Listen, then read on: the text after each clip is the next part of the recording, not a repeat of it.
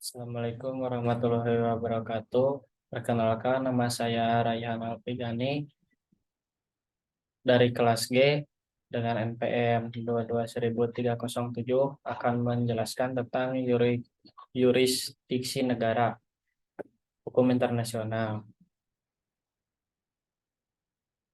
Pengertian yurisdiksi dilihat dari kata asalnya, yurisdiksi atau jurisdiction.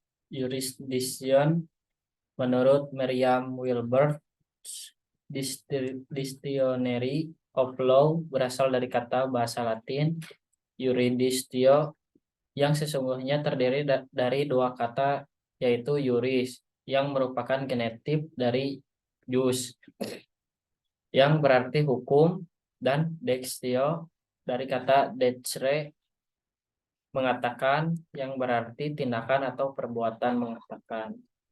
Kemudian dalam Merriam-Webster's Dictionary of Law dijelaskan bahwa yurisdiksi mengandung tiga pengertian, yaitu yang ke satu kekuasaan, hak atau kewenangan untuk menafsirkan, menerapkan, dan menyatakan hukum. Yang kedua, kewenangan pada negara pemerintahan atau membuat peraturan. Yang ketiga, batas-batas wilayah di mana kewenangan itu dapat dilaksanakan. Sedangkan menurut Black's Law di Dictionary disebutkan bahwa yurisdiksi mengandung 4 pengertian, yaitu yang ke satu kekuasaan umum yang dapat dimiliki pemerintah untuk melaksanakan kewenangan atas orang dalam hal yang berada di wilayahnya. Yang kedua, kekuasaan suatu pengadilan untuk memutus suatu kasus atau mengeluarkan keputusan atau dekret. Yang ketiga, suatu wilayah geografis di mana kewenangan politik atau kehakiman dapat dilaksanakan. Kemudian yang keempat, suatu subdivisi politis atau yuridisial di dalam wilayah dapat disebutkan di atas. Dengan urian singkat di atas, maka dilihat dari asal katanya, kiranya telah cukup tergambar ruang lingkup pengertian yurisdiksi dimaksud, yaitu hak atau kekuasaan atau kewenangan menurut hukum atau berdasarkan hukum. Kata kunciannya terletak pada frase berdasarkan hukum. Itu bukan berdasarkan paksaan. Maka secara ringkas dapat dikatakan bahwa pengertian yurisdiksi negara adalah mengacu pada kewenangan negara untuk menyatakan dan memberlakukan atau memaksakan berlakunya hukum negara yang bersangkutan. Kemudian ada hubungan yurisdiksi negara dengan kedaulatan negara. Kedaulatan negara sebagaimana telah disinggung yang berarti kekuasaan tertinggi. Dengan demikian dalam istilah kekuasaan tertinggi itu terkandung dalam dua makna. Pertama, tidak ada lagi kekuasaan lain yang lebih tinggi darinya. Kedua, tidak ada lagi kekuasaan tandingan terhadapnya atau kekuasaan itu. Sehingga suatu negara dikatakan berdaulat jika ia tidak tunduk kepada kekuasaan negara lain. Pengertian kedaulatan sebagai kekuasaan tertinggi itu sekali lagi tidaklah berarti bahwa kekuasaan itu tidak terbatas. Batas kedaulatan suatu negara adalah kedaulatan negara lain dan hukum.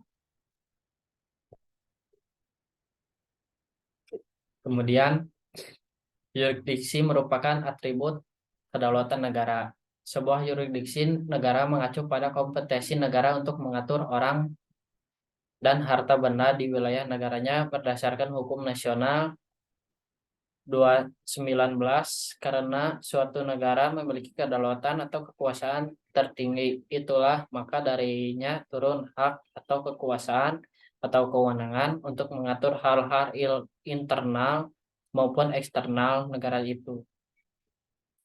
Di konstruksi pemikiran inilah lahir yurisdiksi negara. Dengan kata lain, yurisdiksi negara diturunkan dari kedaulatan yang dimiliki negara. Itu jadi hanya suatu negara yang berdaulat yang memiliki yurisdiksi. Kemudian ada prinsip-prinsip yurisdiksi. Secara garis besar, yurisdiksi pengadilan atau judicial jurisdiction mencakup perdata maupun pidana. Yurisdiksi perdata adalah kewenangan hukum pengadilan suatu negara terhadap perkara-perkara yang menyangkut keperdataan, baik secara sifat perdata biasa atau nasional, maupun perdata yang bersifat internasional di mana ada unsur asing dalam kasus tersebut, baik menyangkut para pihak objek yang disengketakan maupun tempat perbuatan dilakukan. Kemudian ada yurisdiksi pidana adalah kewenangan hukum pengadilan suatu negara terhadap perkara-perkara yang mencakup kepidanaan baik pidana nasional maupun terdapat unsur asing di dalamnya. Kemudian ada prinsip yurisdiksi teritorial. Menurut prinsip ini, setiap negara memiliki yurisdiksi terhadap kejahatan yang dilakukan dalam wilayah atau teritorialnya.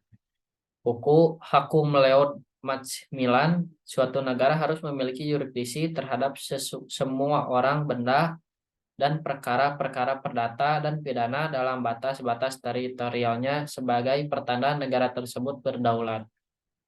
Kemudian berdasarkan teknis prinsip teritorial dibedakan menjadi dua, yakni prinsip teritorial subjektif dan objektif.